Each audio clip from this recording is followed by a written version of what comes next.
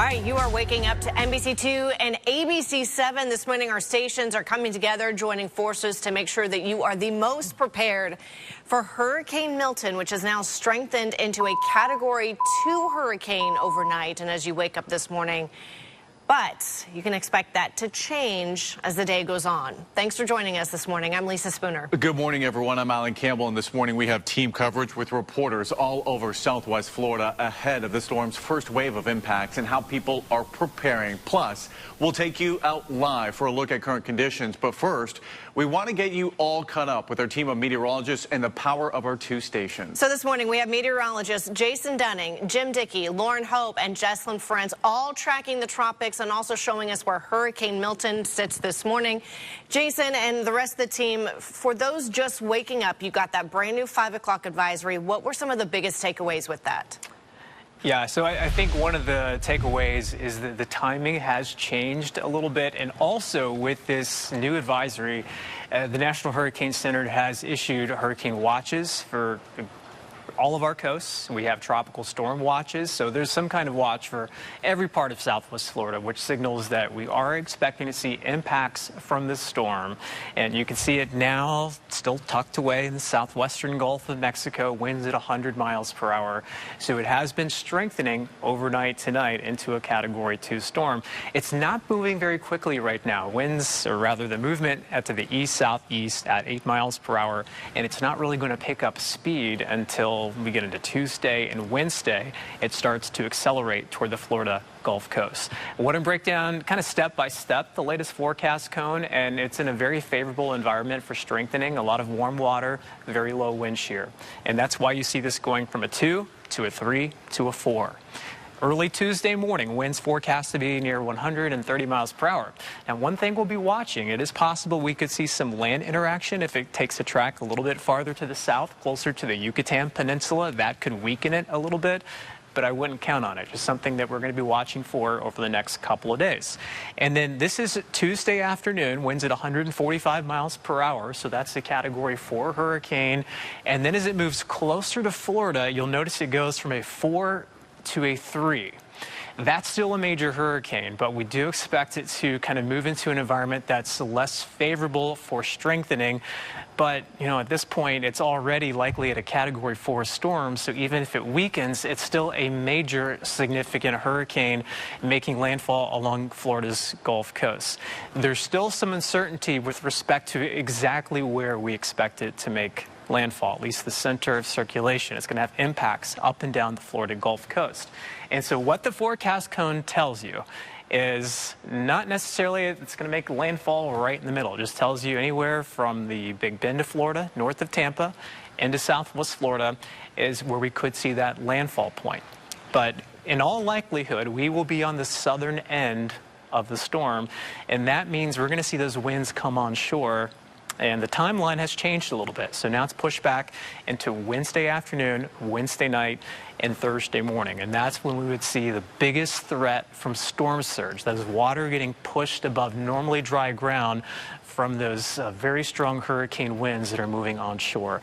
That's why the National Hurricane Center has issued storm surge watches. That includes the entire coastline of Southwest Florida, up into Charlotte Harbor, Punta Gorda, and Port Charlotte, and also includes areas along the Caloosahatchee River, the Imperial River, basically any connection to the Gulf of Mexico. We're going to see the risk for some life-threatening storm surge, so that's why we have to take this very seriously.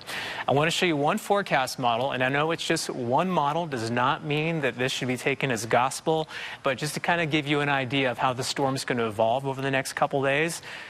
Out ahead of this system, we already have a lot of tropical moisture, so we're going to have to deal with some rain today and tomorrow as we're kind of rushing to completion those preparations. And then early in the morning on Tuesday, this is around 9 a.m., this is the point that this is a major hurricane. You can see it kind of racing over toward the Florida Gulf Coast.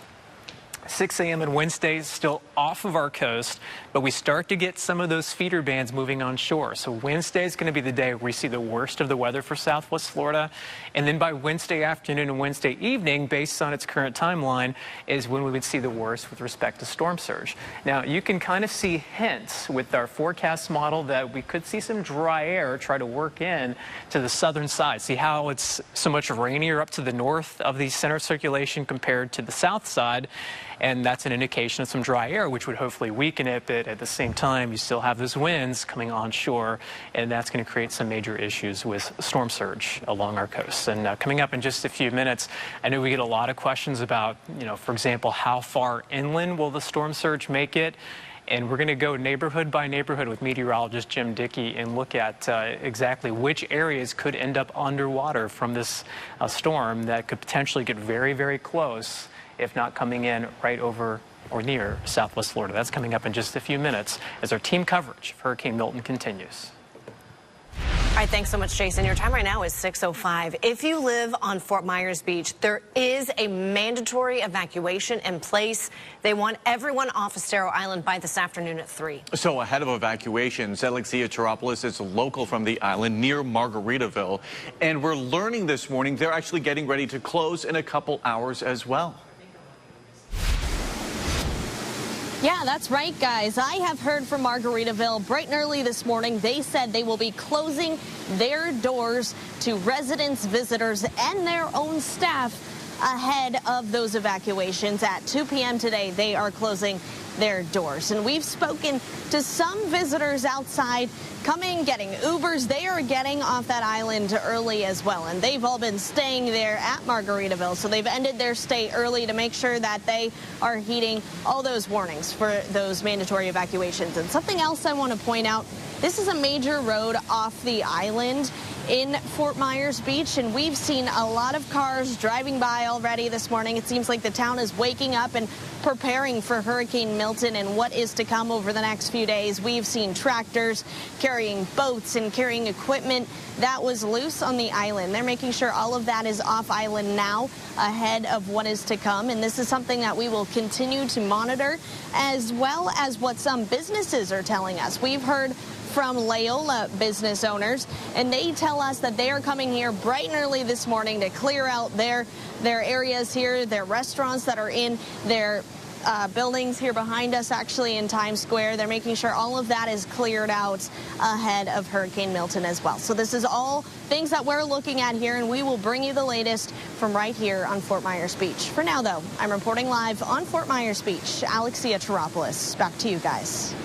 All right, thanks so much, Alexia. Now, depending on where you live, your student may not have school today. Lee, Charlotte, Collier, and DeSoto counties, schools are closed through Thursday. Students in both Glades and Hendry counties will be in class today, but Glades is closed Tuesday and Wednesday. Hendry tells us they will be monitoring the tropics to decide the school schedule through the rest of the week. FGCU is now moving to remote operations and closing its campus because of Hurricane Milton. The school is canceling classes for Tuesday and Wednesday. Same goes for FSW. Also, by the way, if you've got a student that's living in one of the FGCU dorms, they are evacuating those. They say everyone needs to be out of those dorms at FGCU by 2 p.m. Tuesday.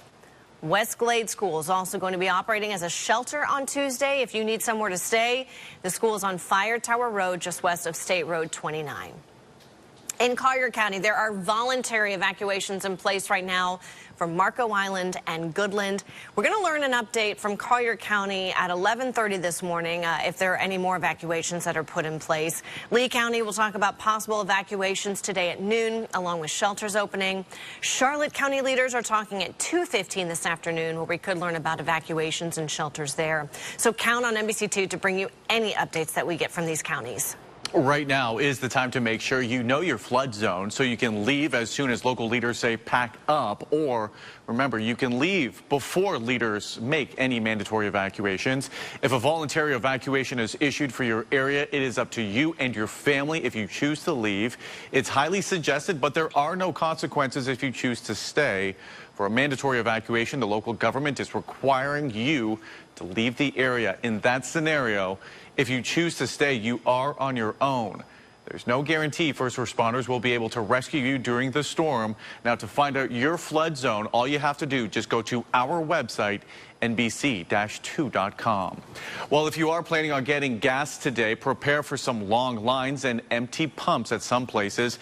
Lee County Sheriff's Office shared on their Facebook page many gas stations in Lee County are already out of gas. If you are seeing gas stations with gas, be sure to let us know. Also, if you are just topping up your gas tank, maybe rethink that so people who are closer to empty can get the gas they need. Also, make sure to download the new NBC2 News app. Our First Alert Hurricane Tracking Team is updating you weather-wise. We've also got important business, schools, and road closures posted there. It's free. It's going to replace our old weather app if you still had that on your phone. Don't forget to turn on those push notifications so that all of the latest alerts are pinged right to your phone.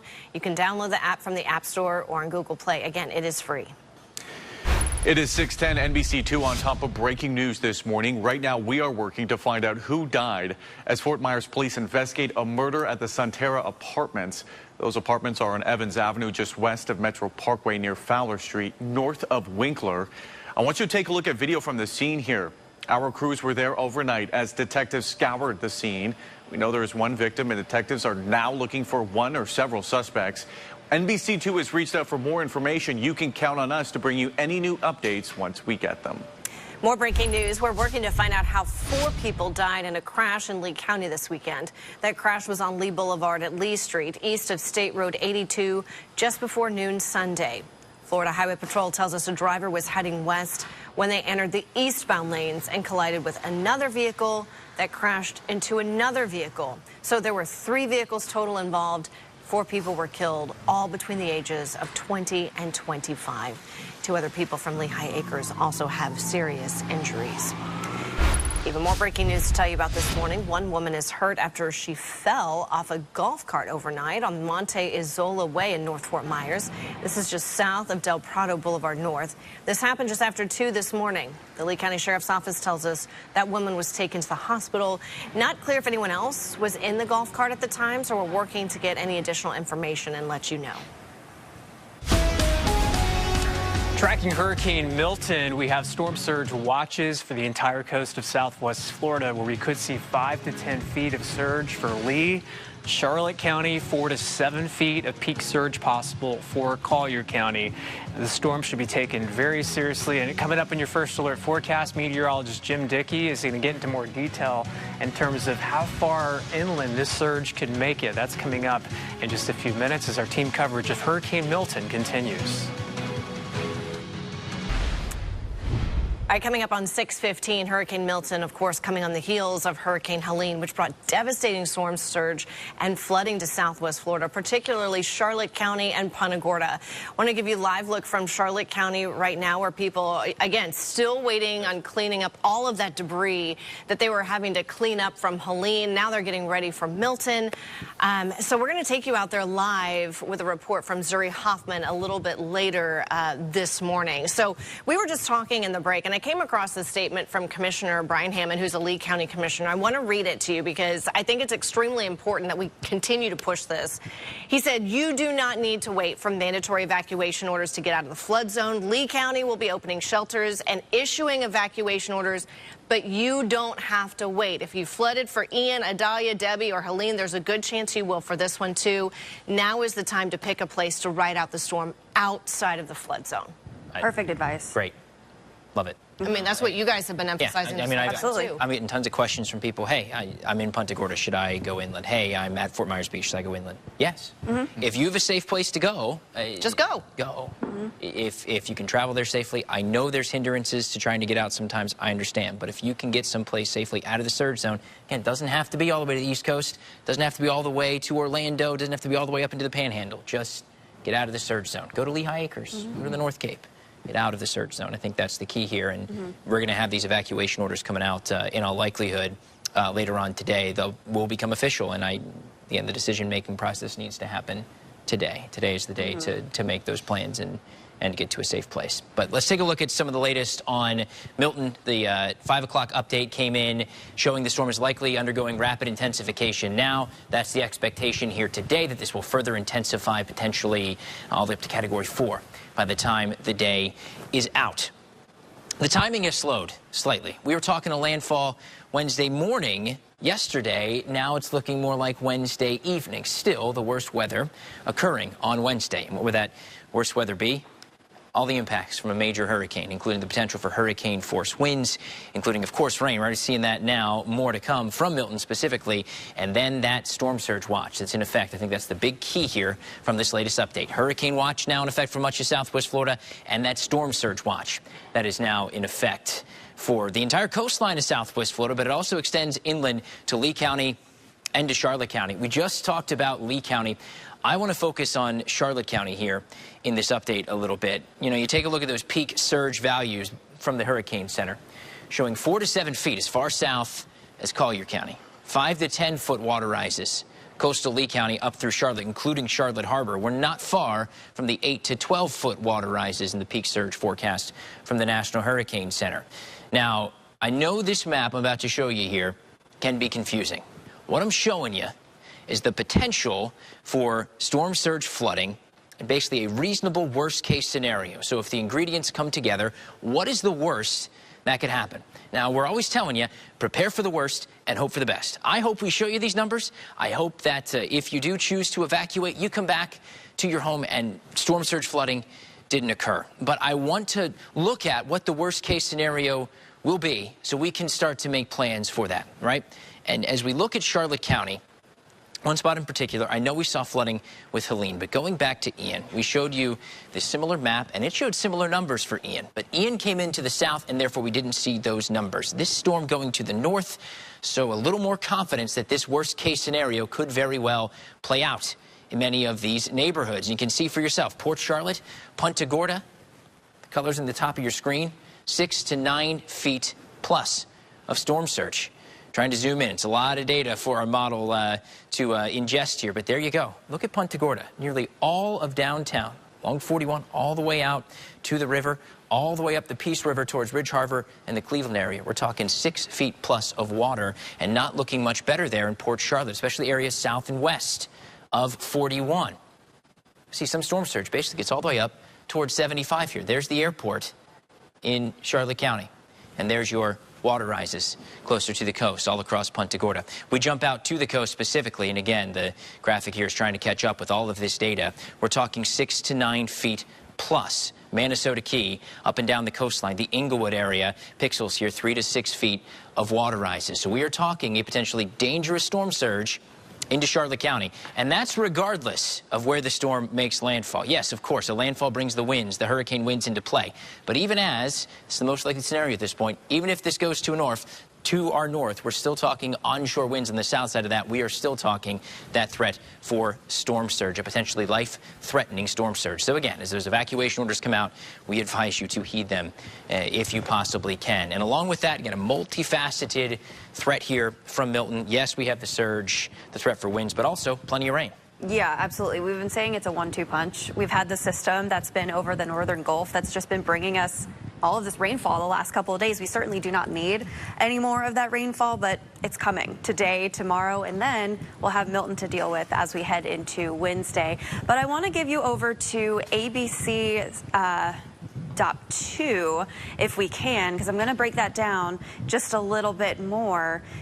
Might be acting up a little bit, but there's the latest advisory from Hurricane Milton, 5 a.m. advisory there. Now, this is going to be rapidly intensifying as we go throughout the next really 24 hours. It is forecast to become that Category 4 hurricane, but it is going to weaken just a little bit as it does push towards the western coastline of Florida. But I want to walk you through what we are going to be seeing today, tomorrow, and kind of talk about that tornado threat as we head forward as well. So we're going to be seeing those rounds of rainfall today. A little bit of a break as we head into the overnight. We do it again into Tuesday, but watch as we head into Tuesday evening. Notice that the winds are starting to shift a little bit. We're going going to start to get those outer bands of Milton overnight Tuesday into Wednesday morning. This is also going to be the time frame where we're going to have to make sure we have alerts to our phone, or ways to get alerts to our phone, because this is going to be the time frame where we're going to have that tornado threat. We call it the dirty side of a system, but that northeastern quadrant of the storm, you can see just these isolated cells that are going to be pushing on shore. Those have that opportunity for quick spin. This is going to be lasting throughout the morning hours as Milton continues to push off towards the north and to the east. So that's obviously going to be bringing us some rainfall as well. Several rounds over the next couple of days. That's why we have that flood watch out for all of Southwest Florida. We're seeing some of that rainfall right now. Again, not directly from Milton, but certainly that deep tropical moisture that's sitting over us. We have some of that deep rainfall that's really pushing into Marco Island right now. This is just the start of what we're going to be seeing later on this afternoon. So just be prepared for that. I know a lot of us starting to make those preparations, making those plans with our family. We could be seeing anywhere upwards of 5 to 7 inches as we head over the next 7 days. So we're going to have multiple impacts, and over the next couple of days, I want you to keep that in mind. I want you to have that plan with your family, but overall, we're in this together, you guys. So we're going to be keeping you updated. We'll get that latest advisory at 8 a.m. that we're going to be keeping you updated with as well. But I'm going to be tossing it over to Lauren now for traffic. Traffic on NBC2 is brought to you by Morgan & Morgan. And taking a live look this morning on the Sanibel Causeway, I'm seeing quite a few people exiting the barrier island, still having time to do so today and even into early tomorrow. We'll take another look at any backups we're seeing coming up in just a few minutes. 6:25, businesses have sandbags and boarded up windows ahead of Hurricane Milton. It's actually a good sign as people are preparing. Absolutely. This morning, Alexa Velez is live from Collier County with how homeowners and business owners there are getting ready for the storm impacts. Good morning, Alexa.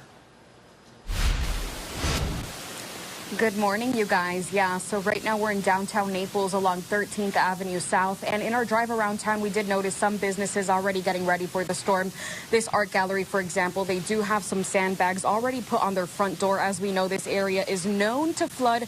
Now, if you would like some sandbags, there are a few places you can get them today, including North Collier Regional Park, Donna Fiala Eagle Lakes Community Park, and Big Corkscrew Regional Park starting at 10 a.m. this morning. Some updates: school is closed for Collier County Public Schools until Thursday. Also, the city of Marco Island issued a evacuation order voluntary for residents on Marco and Goodland. And if you live in low-lying areas, now is the time to prepare. Get your sandbags, put up your shutters, grab some water, food, fill up your cars with gas, of course, and we'll be keeping you updated as Milton makes its way closer to our coasts. But for now, reporting live in the city of Naples, I'm Alexa Velez, NBC2. Traffic on NBC2 is brought to you by Morgan & Morgan. And checking back in with Fort Myers Beach, I'm not seeing any major backups on Estero Boulevard or even over the Matanzas Pass Bridge. Let's go ahead and show you the live view there. We know Fort Myers Beach residents have until 3 p.m. today to evacuate. No reason to stay on these barrier islands. You can actually see only a few cars coming and going right now. 5 to 10 feet of storm surge possible for those communities. We'll have more team coverage coming up.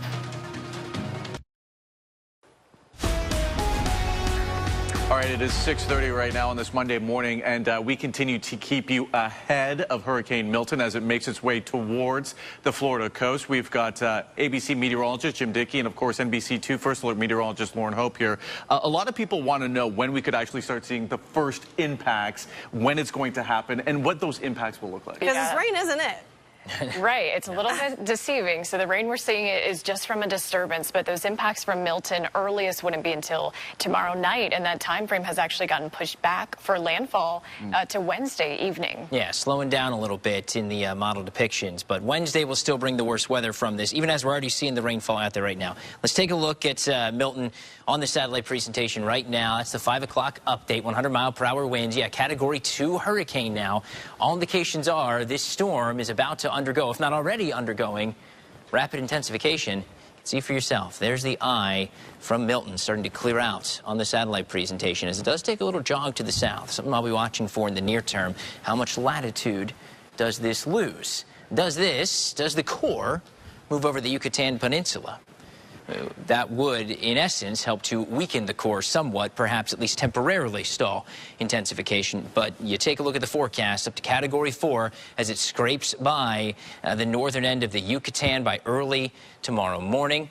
Category 4, high-end Category 4, as it begins to make the turn more to the north and heads towards the Florida Gulf Coast. Yes, I'm sure you've been seeing in your various social media feeds that this likely weakens as it comes onshore, but we're still talking a major hurricane bearing down on the Florida Gulf Coast by the time we get to Wednesday afternoon and evening. And yes, that's a change in the latest update, a slower timing with those impacts.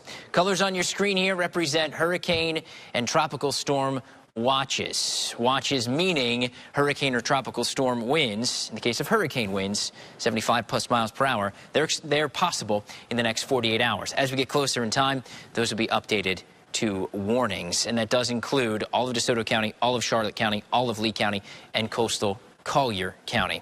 Along with that, perhaps the big screaming message from the Hurricane Center in this latest update, the storm surge watch that's in effect for our entire coastline, as well as up the Caloosahatchee in Lee County, up the Peace River into Charlotte Harbor in Charlotte County. The potential for significant storm surge flooding as the storm makes landfall Wednesday afternoon and evening.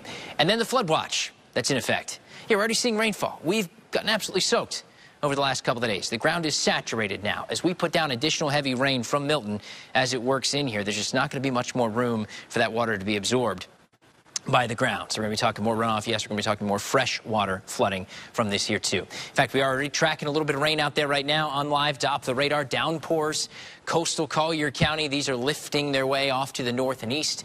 As we take a look at our future radar over the next 2 hours here, rain will continue to overspread the region. As Lauren mentioned, this is not from Milton, not in direct association with Milton, but a precursor system that is moving through right now. So this is just sort of the appetizer to what the main course will bring with Milton. We have that heavy rain moving through the Naples area, Marco Island, going through 8:30. Additional rainfall spreading into Lee County. Yet today setting up to be something of a washout again, and we'll be dealing with flooding already in spots here today. Plenty more to come with Milton. I have a full update coming up for you in just a couple of minutes. All right, Jim, thank you. Also, make sure you download the new NBC2 News app. Our First Alert Hurricane team is updating you with weather information and very important information about businesses, schools, and also road closures. It is free and replaces our old weather app. Don't forget to turn on those push notifications so you get the latest alert pinged right to your phone. You can download the app right now from the App Store or Google Play. Traffic on NBC2 is brought to you by Morgan & Morgan. Taking you on I-75 northbound near the Daniels exit. We are certainly seeing more cars out there, but I want to switch over to our traffic maps. There's a lot of good news when it comes to those of you trying to evacuate. Overall, no major slowdown so far. This is across Collier County, taking you up through Lee County as well. Not seeing any major slowdowns. Of course, as we progress throughout the morning and into the afternoon, many trying to get out and about. You still have time to prepare today, getting water, getting cash, prepping your home. So expect the roads to be pretty busy later on this afternoon. But even up through Charlotte County, still seeing lots of green. That's your NBC2 Traffic Alert. All right, thanks, Lauren. 6:35. Right now, recovery efforts are pausing, and they're turning into preparation efforts in Charlotte County. Hurricane Milton, of course, comes on the heels of Hurricane Helene, which brought devastating storm surge and flooding to that area. Zuri Hoffman is live and local from Charlotte County for us this morning. So, Zuri, how are people living on Englewood Beach now getting prepared? Yeah, guys, well, just driving here from Fort Myers to Englewood Beach, you will see massive piles of debris just like this along the roads here. We've been seeing it on nearly every corner, just massive piles like this. We do know that crews plan to come and pick up these piles, ahead of Hurricane Milton. Because this area was really impacted by storm surge. That was the biggest concern with Hurricane Helene, and now here we go again with Hurricane Milton. Now, we do know here in Charlotte County, public schools are closed today through at least Thursday. Also, offices for things like property appraiser and tax collector, they will close at noon today. So a lot of these areas, or a lot of these businesses and things like that, are shutting down today. We also know that the Charlotte County Emergency Management says all sandbag sites are now closed. So if you do need sandbags here in Charlotte County, you will have to go elsewhere to get them. Now, at this point, Charlotte County has not issued an evacuation order just yet, but they do say if you are in an area prone to flooding, if you live in a mobile home, RV, you need to be evacuating, especially if you live in an area prone to flooding. Now, obviously, as you mentioned, this area still cleaning up from Hurricane Helene. I think this here emphasizes the point. I mean, it says displaced by the storm, we can help. We do know a lot of neighbors have been displaced from Helene. Again, we have Milton looming. The question this morning is for how long will they be displaced for? For now, that's the latest. I'm live here on Englewood Beach. I'm Zuri Hoffman. Back to you. Yeah, Zuri, thank you. And chances are, if you live in Charlotte County, you were flooded by Hurricane Helene. Chances are you will get flooded again by Milton. So be sure to evacuate if you don't feel safe. Zuri, thanks for that report. Now, folks, it's so important that you try to use what you learned from Hurricane Helene in your preparations for Hurricane Milton. So we're talking about your storm shutters. Time to put those up right now. In fact, one man says he decided to install hurricane shutters this time around after he didn't use them for Helene. Now he says he's also wanting to add security for his house. I've been working on getting the house ready. There's a lot to do. It's coming so soon. And there's a lot of people still recovering from Eileen. And now with this one, I don't even know the name. I can't remember. I can't think straight. It's just sad. Yeah, just remember that storm shutters can help protect your house against high wind, heavy rain, and impacts from flying debris, like we saw all that debris there in Charlotte County from Zuri's report. Now, if you are considering putting up hurricane shelters, now is the time to do so. Our NBC2 crews caught up with business owners in downtown Bonita Springs as they boarded up sites along Old 41 Road ahead of Hurricane Milton. Chartreuse's Cocktail Lounge put up hurricane fabric and pinned it down to their windows. They also taped the bottom of their doors, and they're hoping to lead by example, urging others to do the same. Yeah, every Floridian has two wolves inside. One wolf is like, hurricane, day off, let's have a drink. And then the other Floridian is like, holy crap, I have been through this before. It can get super serious. So we find that the best balance of those things is take the time beforehand. Get your stuff together. Take care of what you need to take care of. Great advice. The business is also planning on tying down anything outside that could become projectiles and putting down sandbags to prevent flooding inside. Well, if you don't have it now is the time to get an emergency kit ready. The big thing we're talking about, water. You need at least 1 gallon of water per person per day for several days for drinking and also sanitation. Food. You need at least a several-day supply of non-perishable food like canned vegetables, fruits, and even peanut butter. You should also have a flashlight, basic first aid kit, cell phone chargers, and a backup battery. Something maybe that you haven't thought about, a whistle in case you need to signal for help. Also, a life jacket. Hadn't thought of the whistle. Exactly. Well, if you are using a generator, if your power does go out, here are some very important safety reminders. Do not run a generator inside your house or inside your garage. It also must be away from doors and windows. Also, make sure your generator is kept dry. Use some kind of canopy or just cover it. And only use it to run essential appliances while powering your house. If you are refueling your generator, let it cool down first before you put gas back in. As you prepare your home for Milton, take pictures and videos of everything before the storm, from inside, outside your home. Take pictures of your most valuable possessions. It could make the process of filing a claim after the storm much easier. I know the town of Fort Myers Beach also wanted to make sure you did that if you had Hurricane Ian repairs, because it shows how much work had already been done post Ian before Milton gets here. It's also going to help prove the items were damaged once that storm happens. Also, don't rely on paper copies of your most important documents. Make sure they are all scanned and uploaded into your cloud service on top of the physical copies being in a water and fireproof box. Our coverage on NBC2 and ABC7 tracking Hurricane Milton will return when we come back. 6:43, heads up for anyone living or working in downtown Fort Myers. The city confirms all parking garages are staying open for anyone who needs them. This is in conjunction with any city closures. NBC2 will keep you updated if anything changes. Well, as the rains are supposed to really start ramping up today ahead of Milton's arrival, some areas are already seeing ponding. Mercedes Martinez is local from Overlook Drive in Cypress Lake. Mercedes, what are you seeing out there right now? Alan, Lisa, good morning to you both. Well, I actually spoke with a neighbor here that lives along Long Meadow Road, and she tells me that they always receive flooding when it rains. So this morning, we are still seeing some of that standing water here. As you can look, that some of that water even made its way up to some of the driveways. You can see that the water even rose up to cover a small portion of the tire there on that vehicle. And we're also seeing some puddles out here in the front lawns.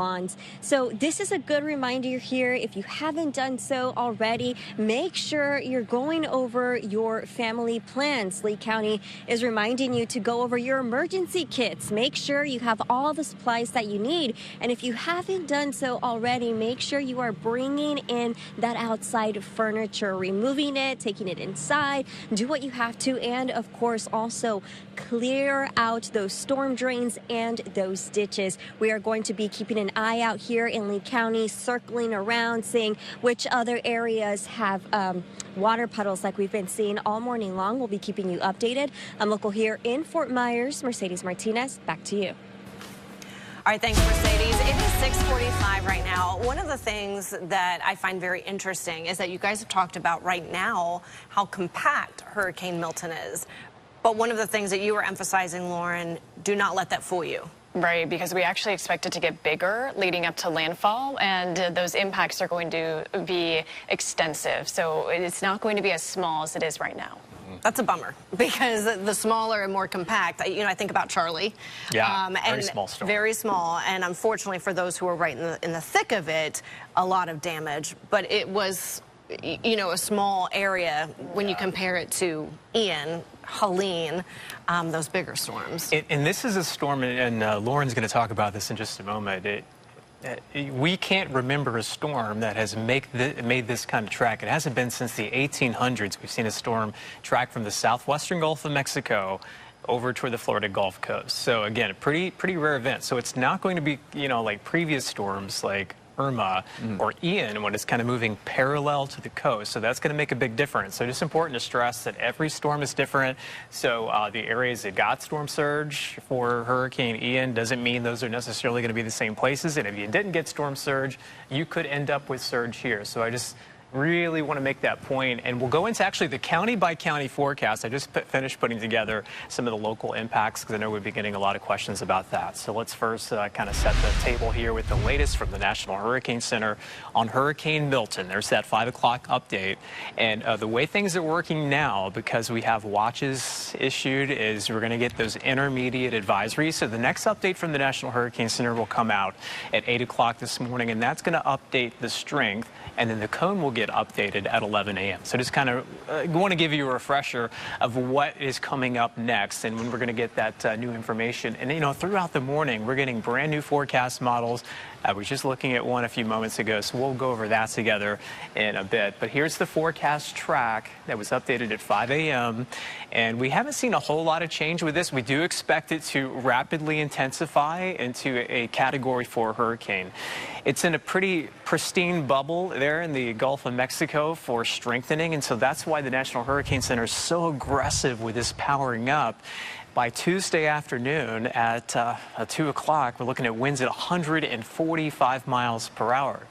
There's some indication that as it moves closer and closer to the coastline that we could see the strength leveling it off, if not weakening.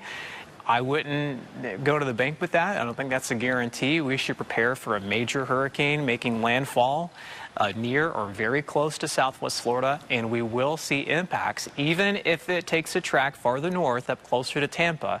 Still significant impacts for Southwest Florida. So we don't have to see landfall here to see some major issues, especially with respect to some storm surge flooding.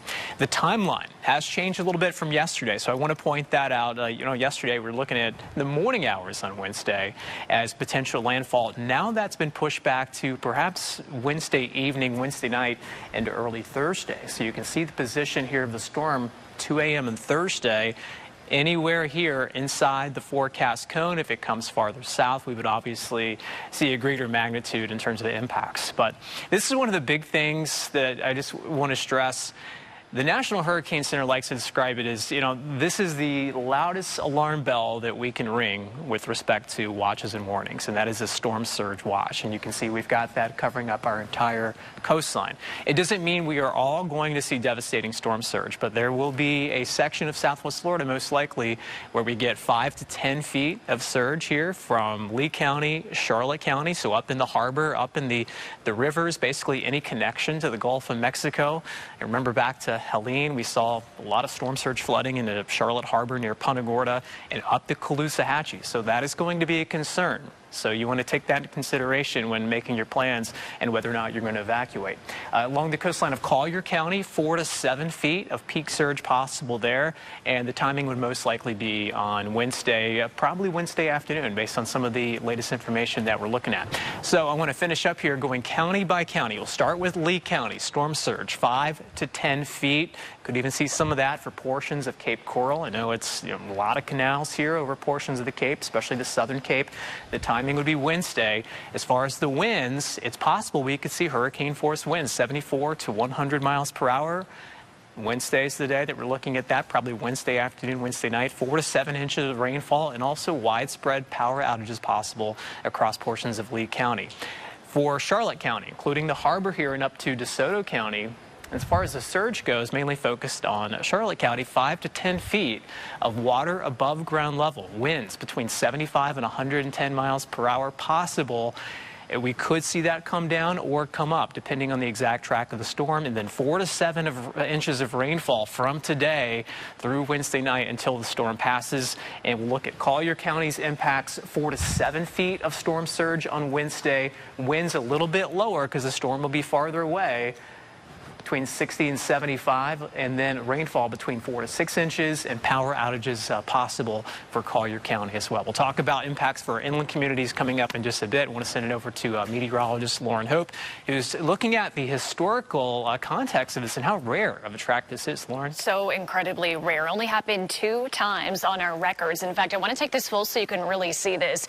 It's only happened where we've seen 2 hurricanes that have developed in the southwest Gulf and then made landfall in Florida. It happened in 1888 as well as in 1859. So it's something we haven't seen in a very long time, which is what makes Milton so rare. Also, the small, compact size of Hurricane Milton, it is only 200 miles wide, and with an average width of a typical hurricane, you're talking closer to 300 miles. Now, this will not likely be the case for the entire lifespan of Milton. We expect it to get larger. In fact, take a look at those tropical storm force winds highlighted in yellow here. Those could extend over well over 100 miles outside of the storm. We expect those hurricane force winds to stretch at about 40 to 50 miles from where that makes landfall at this point. Something from the National Hurricane Center, shear could help transition Milton to become a large hurricane at landfall. So we expect this to eventually work into the northern Gulf where there is this pocket of very high shear.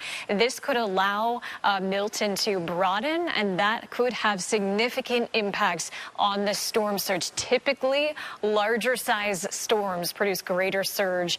Meanwhile, lower surge values are more common with smaller and weaker hurricanes, and Milton is going to be anything but weak, well on its way to a Category 4 hurricane. More team coverage coming up in just a few minutes. And right now you're looking live from one of our barrier islands, and straight ahead you'll hear how Sanibel and Captiva are preparing for Hurricane Milton. We'll take you there live right after the break. 6:55, some of the most vulnerable areas right here in Southwest Florida are coast, barrier islands especially, and we're already starting to see some flooding in those areas. Look at this picture near the Bubble Room restaurant. This is on Captiva Island. You can see water now completely covering that road. Yeah, this morning we've got Hope Salmon live and local near Blind Pass this morning. And Hope, we see that big mound of sand behind you. Lisa, this is just a smaller version. If you kind of turn the camera over here, you see that this sand pile, I'll see if I can step over a little bit. I'm trying to not fall over, but it is way double my size here. And if you look just beyond it, there is the Gulf of Mexico. So this is a huge sand pile. We know the water is on the other side. We know that the wind and the rain are coming really soon. So we're going to try to figure out what is going to happen with all of this in a very short amount of time. You can hear the traffic as the cars are now moving on the other side of me. People are getting up. They're getting ready. They're preparing. There are tons of different waste management vehicles. There are town and city. I even saw, I believe, a Lee County management truck as well. People are trying to clean up. They are not taking any of our warnings lightly from what I've heard and what I've talked to with people. They've been really busy out here. I'm not seeing a lot of debris outside of people's houses, which I think is a great sign. And it seems like people are getting up and they are getting ready to prepare here. One thing that we want to remind people is that if you are, which you probably will and should be, leaving the island, is to be taking pictures of things that are valuable so that you can be showing those to your insurance company. For now, I'm reporting live on Captiva. Hope Salmon, NBC2. Traffic on NBC2 is brought to you by Morgan & Morgan. Well, as many try to leave our barrier islands, this is looking live at the Sanibel Toll Plaza. You can see several cars exiting the island. I want to go ahead and switch over to our map so you can see there aren't major backups, not on the Sanibel Causeway nor the Matanzas Pass Bridge, as Fort Myers Beach residents have until 3 p.m. today to evacuate.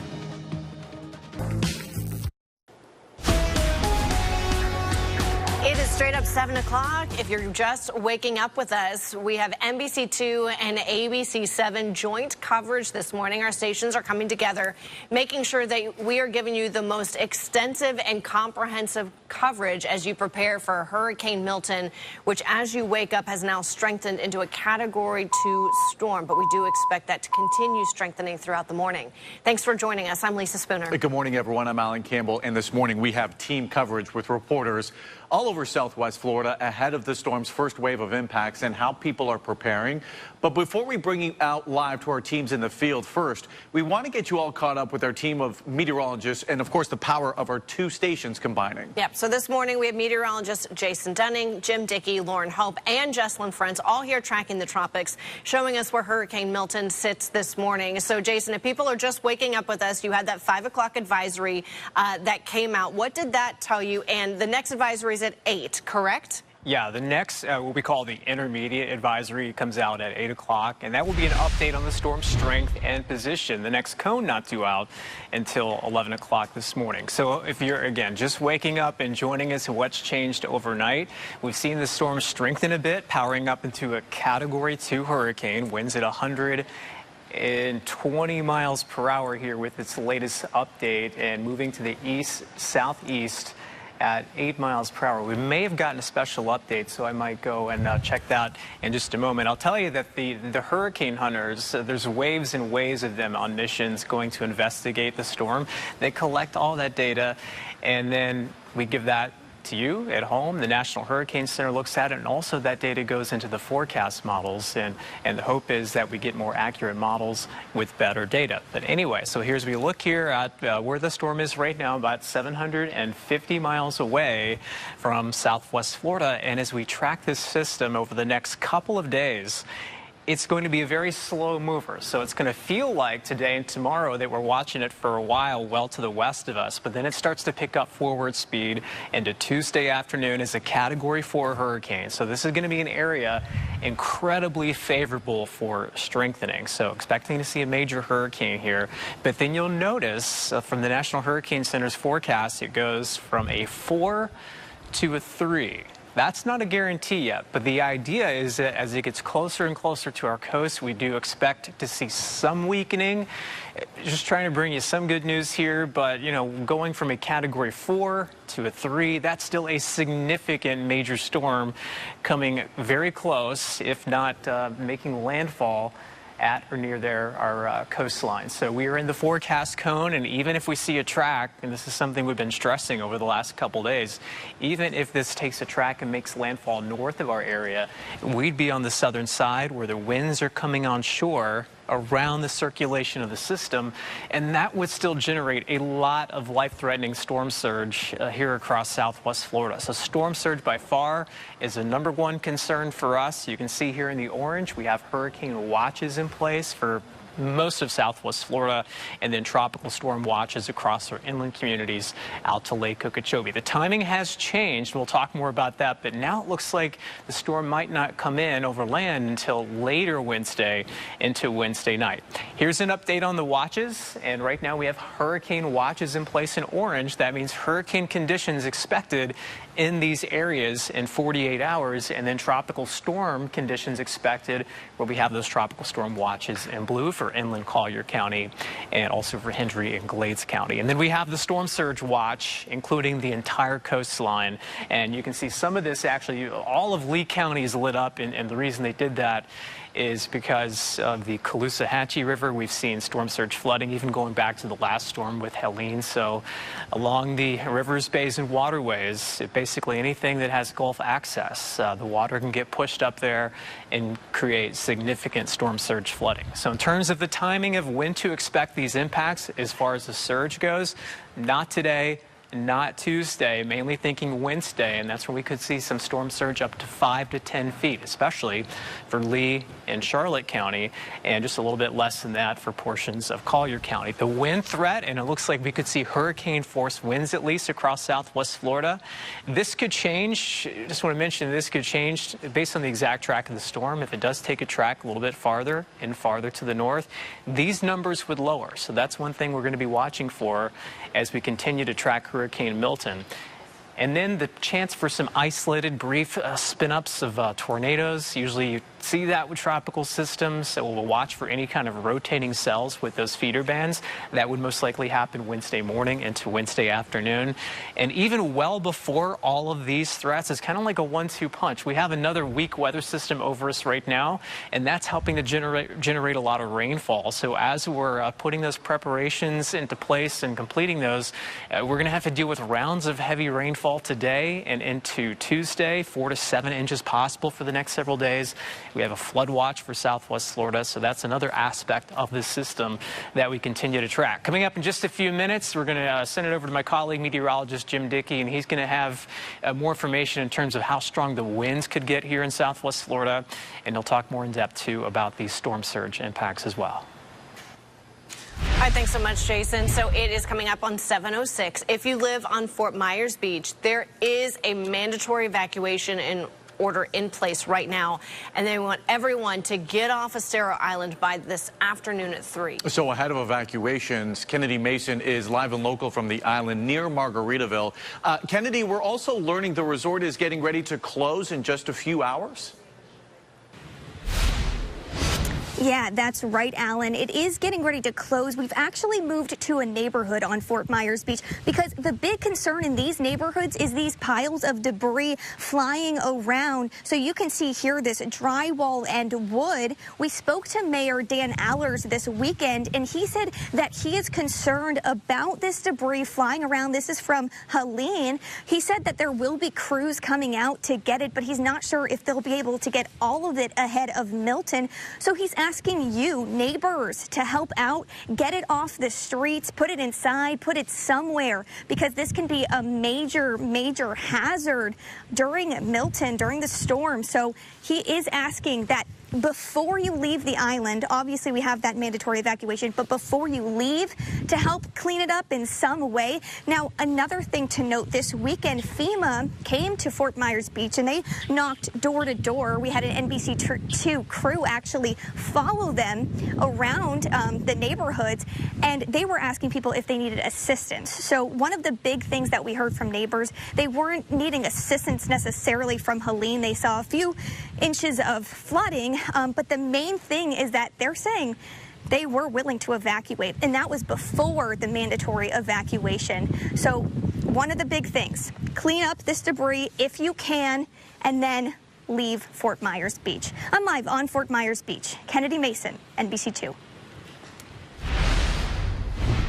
Now, depending on where you live, your student may not have school today. Lee, Charlotte, Collier, DeSoto counties, all those schools are closed all the way through Thursday. If you have a student in Glades or Hendry counties, both of those counties will have class today. Glades, however, is closed Tuesday and Wednesday. Hendry County says that they're going to make a call. They're going to be monitoring the tropics, and they will decide the school schedule through the rest of the week. FGCU, you are now moving to remote operations. That campus will be closed because of Hurricane Milton, and the school is canceling classes for Tuesday and Wednesday. Same for FSW. FGCU, by the way, is also working to evacuate students who live in the dorms. Everyone in those dorms needs to be out by 2 p.m. Tuesday. West Glade School is going to be operating as a shelter starting tomorrow if you are looking for a place to stay. That school is on Fire Tower Road. It's just west of State Road 29. In Collier County, there are voluntary evacuations in place for Marco Island and Goodland. We're going to learn more during an update from Collier County at 11:30 this morning. Lee County is going to talk about even more evacuations today at noon, along with shelters opening. Remember, Fort Myers Beach is under that mandatory evacuation. Charlotte County leaders are going to be discussing all of this at 2:15 this afternoon. And again, that's when we could learn about evacuations, also shelters there. So count on NBC2 and ABC7 to bring you any new updates. Also, Lisa, now is the time to make sure you know your flood zone so you can leave as soon as local leaders say pack it all up and go. Now remember, you can leave before you are giving the evacuation notice from leaders. If a voluntary evacuation is issued for your area, it is up to you and your family if you choose to leave. It's highly suggested, but there are no consequences if you choose to stay. For a mandatory evacuation, the local government is requiring you to leave the area. In that scenario, if you choose to stay, you are on your own. There's no guarantee first responders will be able to rescue you during the storm. Now, if you'd like to find out your flood zone, just go to our website, nbc-2.com. Well, I want you to see some new video this morning showing even before Milton, we are seeing elevated flood levels. This is from Island Park Community in South Lee County, just off US 41, north of Alico Road. This is actually along Lakefront Drive. You can see there are several inches of water there right now that's covering the dock. Make sure you download the new NBC2 News app. Our First Alert Hurricane Tracking Team is updating you weather-wise. We've also got important business, school, and road closures posted there. It is free. It does replace our old weather app. Also, don't forget to turn on those push notifications so that you are getting all of the latest alerts pinged right to your phone. You can download that app on the App Store, or you can also find it on Google Play. Some breaking information to bring you on Milton, now a Category 3 hurricane in the southwestern Gulf of Mexico, rapidly intensifying as it works its way off to the east. Let's take a look at the latest data on Milton. In Southwest Florida's largest city, the time to start preparing your property for potential storm impacts, if you haven't already, is now. So, Lisa, we're talking about everything from your home, your yard, and even what's at the curb. This morning, Rachel Whalen is local and live in Cape Coral with a look at how homeowners are now getting ready ahead of Milton. Rachel, good morning. Good morning, guys. Yeah, just like you said, now is the time. After today, things are going to start to move a lot more quickly, so you really want to do all of your preps right now. We're on Southeast 22nd Avenue right now in the Grand Palaco neighborhood in Southeast Cape Coral, so really we're just a street over from the Caloosahatchee River, so this is an area very prone to flooding. Really, all of Cape Coral is, but this area especially. And if you see behind me, there is a home here, this white home with hurricane shutters. A couple homes across the street are too. We were driving around a lot this morning. We saw probably half and half, some with hurricane shutters, some not. But again, today is really the day to get it done. Also, you want to think about all of your outdoor furniture, anything that could be projectiles that's outside, to bring that inside into a safe place. As far as sandbags go, the city of Cape Coral actually does not provide sandbags. They say it's based off an opinion from the Army Corps of Engineers that says you would just need too much for it to actually be affected on your home. So if you would like to get sandbags, you'll have to get it somewhere else. The city's not going to provide it for you. But make sure, again, hurricane shutters, bringing in items. Trash will go on as normal today, trash pickup. However, the city says it'll be canceled tomorrow and Wednesday, and they expect to pick it back up again on Thursday. We're going to be out here all day for you, monitoring the conditions, also talking about prep, so stick around for that. But for now, I'm reporting in Southeast Cape Coral. Rachel Whalen, back to you.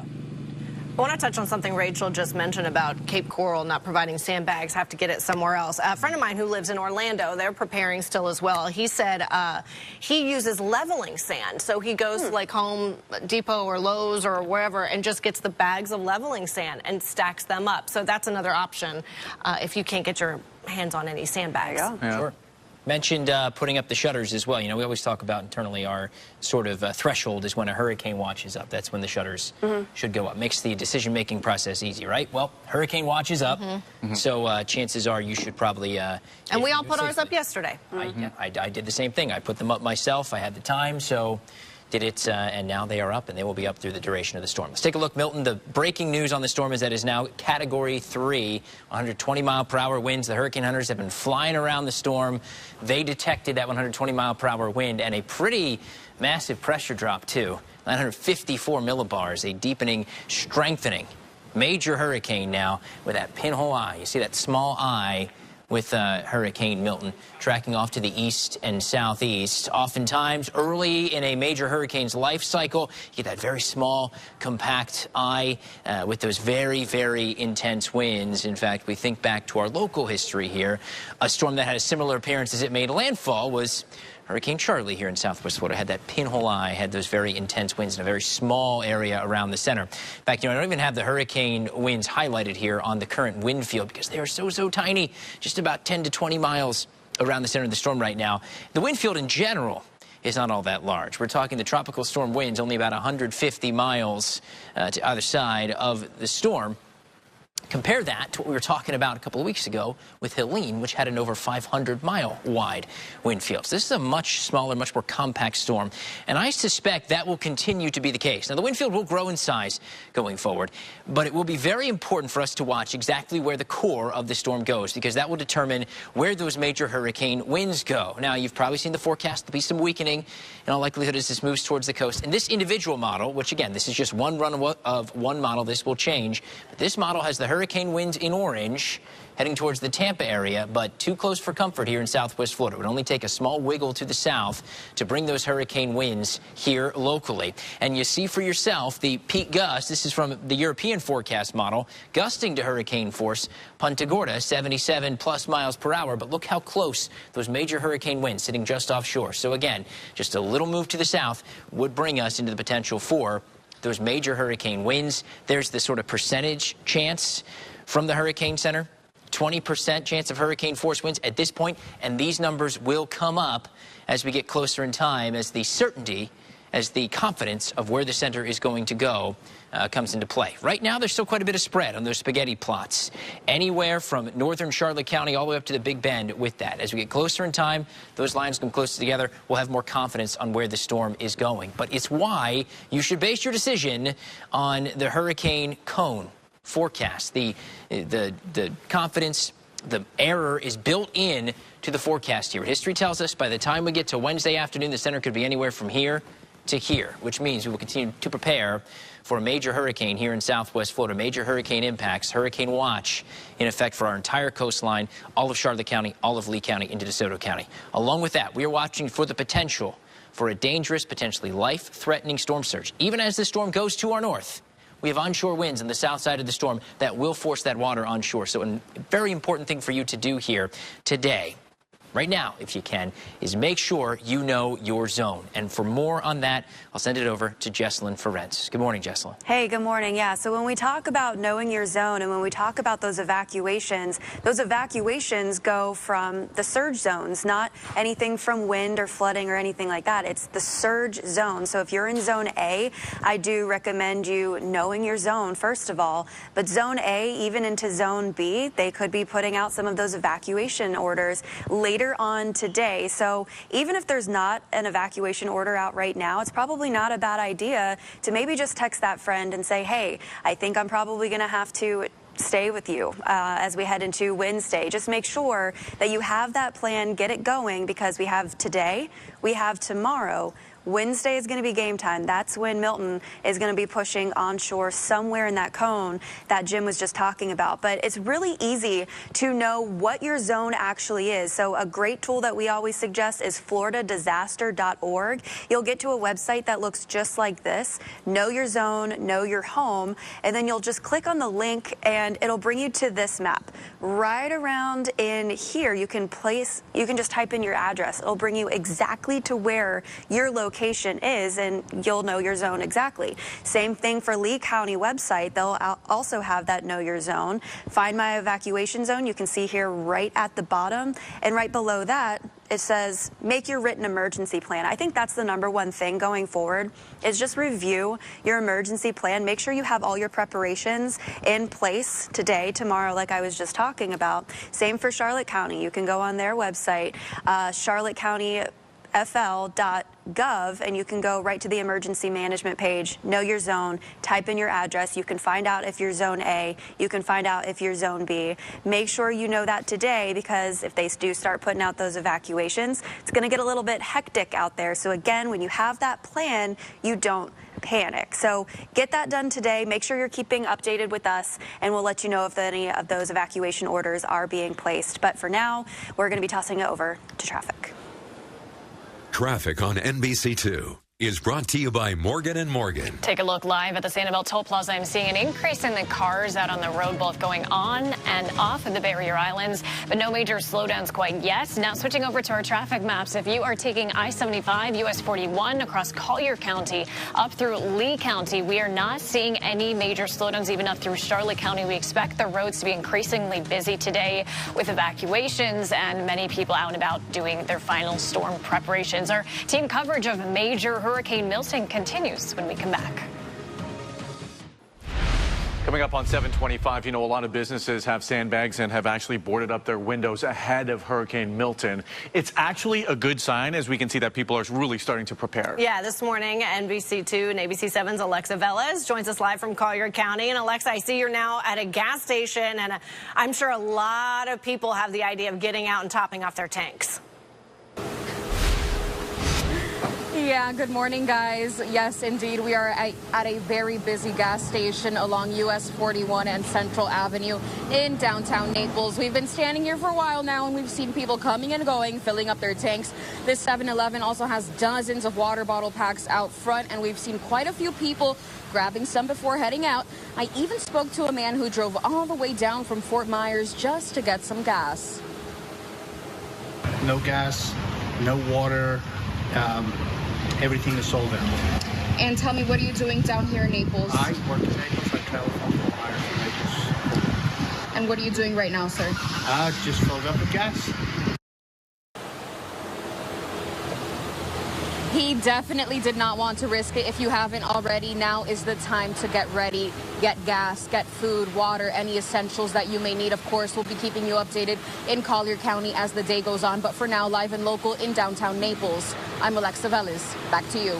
Alexa, thank you. Florida Power and Light is also preparing for Hurricane Milton. The power company is putting their emergency response plan in place, preparing the workforce to make sure they can respond quickly and also help with recovery quickly, bring more help from other utilities and contracting companies. FPL is urging you to have a backup plan for power at your property. Stay with us.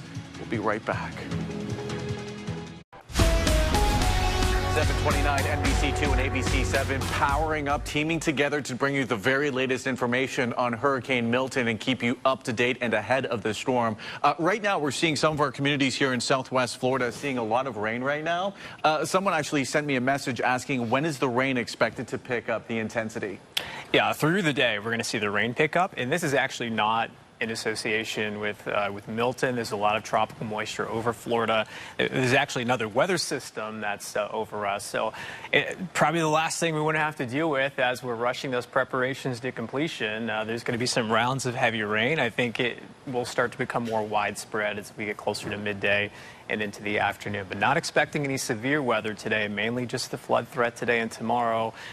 And we're really focused in on Wednesday with that impact from what looks to be a major hurricane for us. Yeah, that's when landfall looks to happen, which if you're just joining us, a little bit of a change in the latest advisories. The storm slowing down as it moves in. So now landfall expected Wednesday afternoon, evening. But also, if you're just joining us, it is now a major hurricane, Hurricane Milton, in the Gulf of Mexico. So go ahead. We'll take a look at the latest satellite presentation there, the latest update from the Hurricane Center showing you a 120-mile-per-hour Category 3 major hurricane diving off to the east and southeast. Now, this is something we'll be watching closely here today. How far south is this able to go before it does start to pull back northward, as is the expectation? Perhaps we get this to move close to, if not over, the Yucatan. Any disruption we could get in the core, we would welcome that.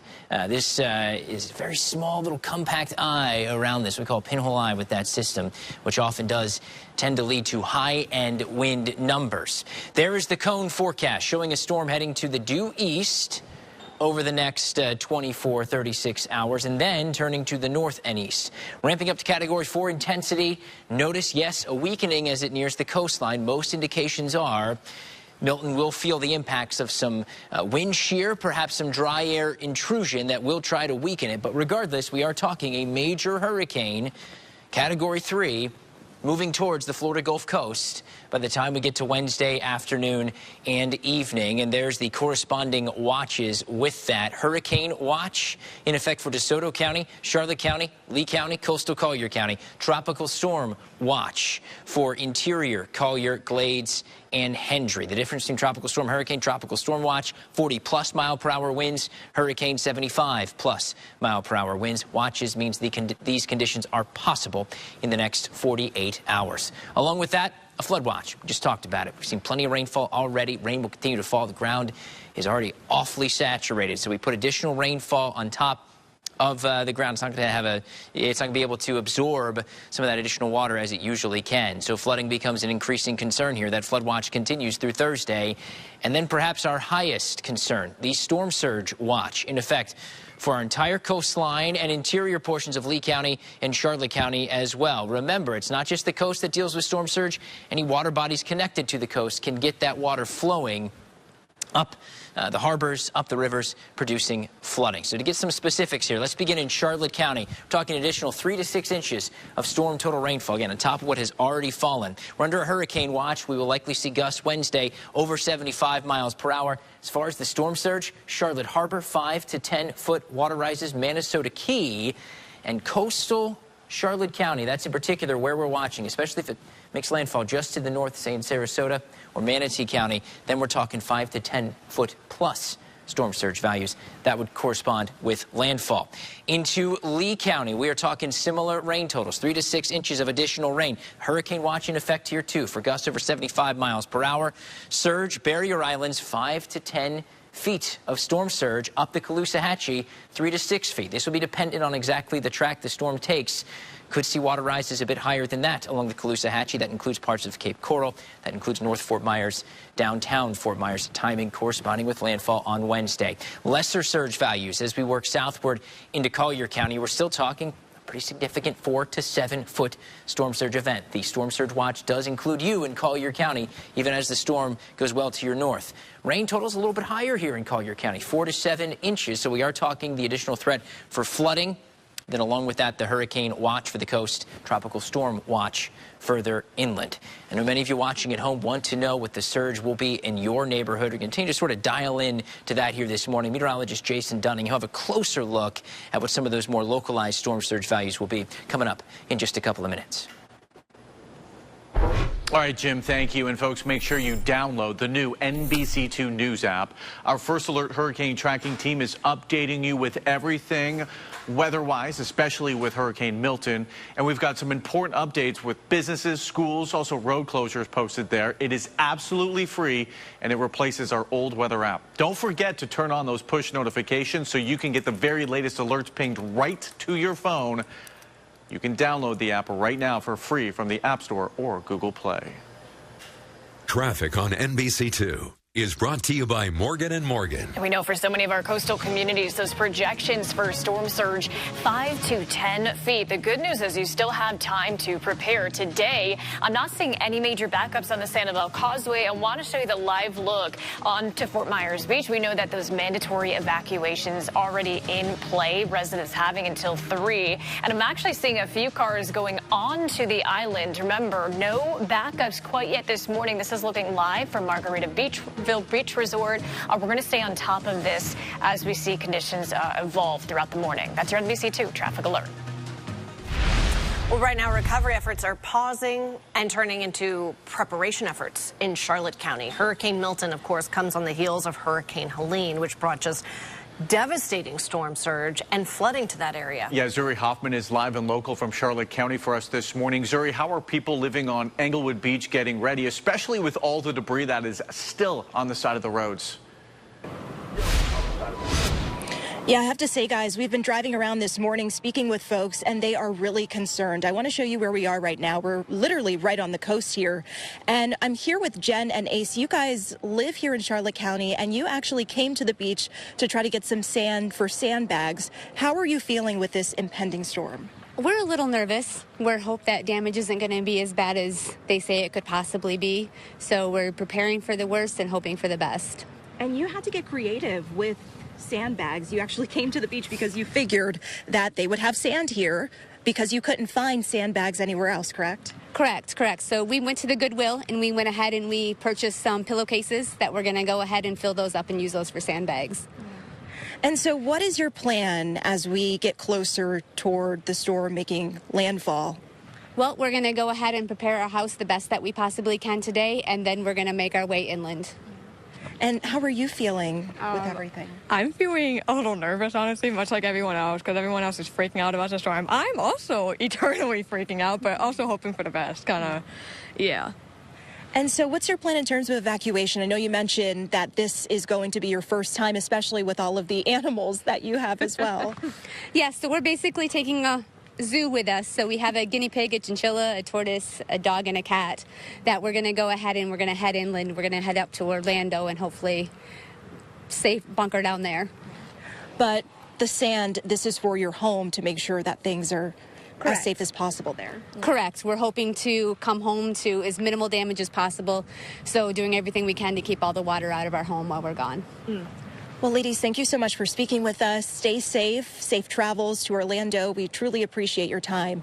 And so, again, this is, the case for a lot of folks in Charlotte County. They're coming out here. They're getting sand. They are preparing for this impending hurricane, especially given the damage left behind from Helene 2 weeks ago. So just a lot to take into consideration. Again, I'll go ahead and send it back to you guys in the studio. But for now, we're live and local here on Englewood Beach. I'm Zuri Hoffman, NBC2. All right, thanks, Zuri. Our NBC2 crews caught up with business owners in downtown Bonita Springs as they boarded up sites along Old 41 Road ahead of Milton. Chartreuse's Cocktail Lounge put up hurricane fabric and pinned it down to their windows. They also taped the bottom of their doors, and they're hoping to lead by example, urging others to do the same. Yeah, every Floridian has two wolves inside. One wolf is like, hurricane, day off, let's have a drink. And then the other Floridian is like, holy crap, I have been through this before. It can get super serious. So we find that the best balance of those things is take the time beforehand. Get your stuff together. Take care of what you need to take care of. Business is also planning on tying down anything outside that could become projectiles in the wind and putting down sandbags to prevent flooding inside. If you are planning to fill up sandbags for your property today, 50 tons of sand and more sandbags are coming to Collier County. So starting at 10 o'clock this morning, you can stop by these 3 Collier County parks: Big Corkscrew Island Regional Park, North Collier Regional Park, and Donaufiala Eagle Lakes Community Park. You can bring your own shovel if you want. Now, there is also a limit of 10 bags per person. If you're still looking for sand or sandbags before Hurricane Milton, Sanibel Fire Rescue District still has some left. This is the good news. Here's a look at where. They have both sand and sandbags on Library Way on Sanibel Island. Yeah, there are a handful of places you can go to pick up sandbags. However, some of them ran out last night, so they're now waiting on more deliveries this morning. For a complete list of where you can get some sandbags, go to our website, nbc-2.com, and when you are there, just be sure to look for this story. Now, you also want to make sure that you are filling up the sandbags properly. Fill the bag half or 2/3 full, then tie the bag at the top so the bag will lie flat when you put the bag in place. A bag filled correctly should weigh between 35 to 40 pounds. Overfilled bags and those tied too low leave gaps in the bag, allowing water to get in. Also, be sure to use gloves and wear protective eyewear if conditions get windy. Well, if you are using a generator, if the power goes out, here are some very important safety reminders for you this morning. So don't run a generator inside your house or even inside your garage. Also, it must be away from doors and windows. Make sure your generator is kept dry. So use some kind of a canopy or even a cover over it, and only use it to run essential appliances while powering your home. If you are refueling the generator, let it cool down first before you refuel. Stay with us. NBC2 and ABC7 continue to bring you coverage of Hurricane Milton. We'll be right back. Well, yes, there is rain out there right now, and the rains are just supposed to really start ramping up as the day goes on. And this is ahead of Milton's arrival. This is not part of Milton. Some areas are already seeing ponding in areas. Yeah, Mercedes Martinez is local and live for us this morning. You're near a Walmart right now there at Cypress Lake. Mercedes, who is getting any of those last-minute supplies? Hey, Alan. Well, yeah, we're here at the Walmart that's near US 41 and 6 Mile Cypress. We've been seeing a lot of people come in and outside of the Walmart. There's a lot of cars here in the parking lot. People have been here as early as 6 a.m. But Alexa, actually, if you want to bring the camera back to us really quick, I want to introduce our viewers and you guys here to Jesse. Jesse, good morning. How are you doing? And what are your thoughts with this hurricane coming our way right now? It's pretty crazy, I think. It's a little too soon. We already had some, but, you know, getting prepared, that's all you can do. Get in the water, all your special needs, all that stuff, you know. So is there anything specific that you're here for at this Walmart? Right now, just breakfast. Very important, and I'm hoping that you got the canned goods and, like you mentioned, the water and maybe some batteries, flashlights. Are you Fort Myers native? Are you from here, the area? I've been here for 8 years. So this is not your first hurricane. What is Irma, Ian, all those. So it's pretty crazy though. So Jesse, you know what I've been seeing this morning is people are in a rush. We get that, you know, they're on their way to work, but you know, everyone's just trying to be as prepared as they can. What is your advice to other people here during times like these? Don't wait. Get it now. Get it now. That's it. All my cars are loaded up with gas. Propane, all that stuff, got it yesterday, so hopefully everybody else can do the same. Jesse, thank you so much, and you both stay safe, okay? And hope you get your supplies. There you have it, folks. If you haven't done so already, make sure you're going over your plans with your family. Make sure you're going over your hurricane kits, making sure you have all the supplies that you need. And like Jesse just mentioned, you know, your canned goods, your water bottles, flashlights, batteries, you know, everything that you may need. And if you haven't done so already, remember to clean out those storm drains and ditches. We are going to be keeping you updated all morning, all day, all week long here on NBC2, so stay tuned. I'm local here in Fort Myers. Mercedes Martinez, back to you. All right, thanks so much, Mercedes. It's 7:46 right now, and you know, you were saying, we've had 2 advisories within the past hour, and there are 2 things that you've mentioned that have kind of caught my attention as someone who's not a meteorologist. Storm is slowing down, which means it's going to be in the Gulf longer, and it's already a Category 3. So those 2 ingredients have me concerned that this is going to be stronger and ramp up bigger than you initially thought. It is strengthening a little bit ahead of schedule, and we do still anticipate this to be a Category 4. But the good thing is the environment it's in right now, it won't have the entire time leading up to landfall. So it will encounter some wind shear, and we still expect it to weaken at the end leading up to landfall Wednesday. Okay. Yeah, I mean, I know you probably think that, you know, off our coast the waters are really, really warm. So why would it not continue to strengthen? Well, there's a lot of other factors, and Lauren mentioned wind shear as being one of them. It's going to move into a much more hostile environment. What's sort of an open question at this point is how much of an effect will that wind shear have on a system that's already maybe a Category 4 hurricane. The official forecast from the National Hurricane Center as it stands right now is for this to start weakening as it moves toward our coast. I even hate to use the word weakening because it's still a major hurricane that we're potentially looking at. And here's the latest update from the National Hurricane Center. And I'm just looking at the graphic here. I just want to make sure. Okay, so it looks like, yes, we do have a brand new advisory from the National Hurricane Center. There's winds at 125 miles per hour. So we have seen this really intensify, gaining power as it sits right now in a very favorable environment for strengthening. There's not a lot of wind shear here. There's plenty of heat content, warm water temperatures for this to tap into. But what we're talking about is this, it's not going to be like this as it gets closer and closer to our Southwest Florida coastline, but still expecting it to be a major storm with significant impacts. And since we just got that new advisory in, we're looking at the forecast cone, which actually has not changed. The forecast cone will not be updated until the full advisory comes out. That happens at 11 o'clock. But I just kind of want to walk you through the timeline because that's something else that has changed. If you haven't seen this since yesterday, I want you to take a look at this because the forecast cone we were looking at yesterday in terms of timing had this coming in for the first part of Wednesday. And so now that's changed a little bit. You can see there's Wednesday afternoon by 2 p.m.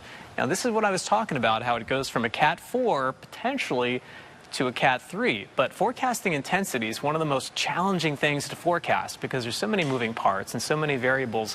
So we should plan for a major hurricane to impact our coastline. It looks like the worst of the weather Wednesday afternoon, Wednesday night, even into Thursday morning. And then you can see it quickly weakens once it's over land. We have tropical storm watches in place for pretty much all of Southwest Florida. Well, hurricane watches for all of Southwest Florida, except for our inland areas where we have tropical storm watches. These are the latest model plots, and we are starting to look at more agreement with the models. There was a little more spread yesterday, but you can tell here once it gets closer to the coast, it spreads out just a little bit more. Currently, we don't have any of these model plots bringing it into Southwest Florida, but I just want to caution you, from getting locked in on one update of the model plots, because as we saw yesterday, there was a shift. We could see another shift, and hopefully the trend is this will continue to stay to our north, but even so, we are still going to see some impacts from a major hurricane here. We're going to be on the southern side, and to kind of paint the picture here for you, as we look at our tropics futurecasts, and this is our exclusive NBC2 model showing a strengthening hurricane into Tuesday evening, and then by Wednesday morning, it's sitting off of our coast, and this kind of aligns with the Hurricane Center forecast in terms of timing. We would start to see the worst storm surge as we get into Wednesday afternoon and Wednesday night. And this particular model brings the center of the system up closer to Sarasota and the Tampa Bay area. So we're going to have to watch that track very, very closely. The last thing that I want to talk about is the storm surge threat. And I don't have enough time to go through this, but just kind of showing you the timeline that really looks like everything lines up with Wednesday for us, even Wednesday afternoon. Isolated tornadoes a possibility. But this is the main thing I wanted to show you here. And I know I'm going to get into some time constraints here, but I just want to look here over sections of Lee County where we could be looking at storm surge. And you can see these colors here along the Caloosahatchee. So not just for Fort Myers Beach, but also for the Barrier Islands. We could be looking at 5 to 10 feet of storm surge, and also up into Charlotte County. Let me show you this real quick here, and you can see these areas in red up the Peace River. That's 5 to 10 feet of potential storm surge based on the current track of the storm. We'll take a closer look at Collier County with this, and also look at the wind impacts coming up in just a little bit. Right now, though, I want to send it to meteorologist Lauren Hope. Well, with those latest projections at 5 to 10 feet across coastal Lee and Charlotte counties and down toward Collier 4 to 7, I want to show you the latest tide times we are expecting for Wednesday. So we are going to be seeing those latest tide times, especially with a Wednesday evening landfall coinciding with a lot of low tides across our communities. Charlotte Harbor low tide on Wednesday, 3:26, high tide kicking in 7:12 Thursday morning. As far as Point Bell on Sanibel, low tide 12:47, high tide 4:46 Thursday morning. As far as Fort Myers, downtown, we are looking at low tide 4:22 Wednesday night, high tide 8:02 Thursday morning. So we're going to have to watch the timing of the landfall. That has changed a little bit and pushed back toward Wednesday night. Marco Island, you actually have a high tide at 7:45 that night, maybe coinciding around that landfall time. Low tide 9:57 into even that same evening. This is the environment we're talking about. When we see this rapidly intensifying this morning,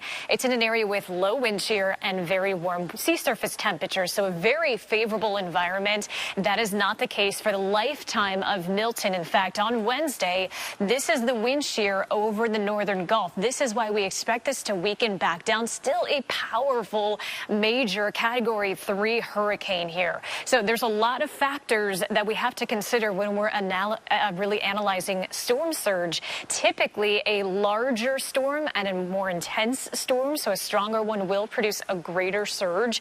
A lower surge typically with more of the smaller storms. So we expect Milton to likely grow in size and intensity, but perhaps weaken as we see that landfall. So we're analyzing size, intensity, and the angle of approach. Our team coverage of Hurricane Milton continues in just a few minutes. 7:55, you know, some of the most vulnerable areas right here in southwest Florida, of course, are barrier islands. They're already starting to see some flooding in those areas. I want you to take a look at this picture here. This is actually near the Bubble Room restaurant on Captiva Island. You can see water completely covering the road there. Yeah, and I mean, so many of those businesses, like the Mucky Duck, you know, were busy cleaning up after Helene. NBC2's Hope Salmon is live and local near Blind Pass this morning. And I mean, Hope, we can see all that sand there that they're going to have to deal with now. Lisa, a lot of sand, and I also wanted to clarify there is also debris along the island as well. When it was earlier, obviously it was very dark outside and we were driving the main road and there wasn't as much on the roadways, but there is a lot of debris on the island. I wanted to clarify that. You can see that right here as there's a down stop sign, as well as definitely a ton of sand here. I spoke to the spokesperson for Sanibel, who tells me that all of this sand was actually on the roadway after Helene and they moved it out of the way. They're not exactly sure what's going to happen when the storm comes through, but they're trying to make sure everything is as clear as possible. Reporting live for you now on Sanibel Island, Hope Salmon, NBC2. All right, thanks. 7, taking a live look right now from Fort Myers Beach. La Ola restaurant, they're packing up their shipping container. This is a live look. We're going to take you out there live with a full report that's coming up right after the break at the top of the hour. Traffic on NBC2 is brought to you by Morgan & Morgan. Now take a look at the Matanzas Pass Bridge from Margaritaville Beach Resort. No major backups as residents try to evacuate ahead of major Hurricane Milton.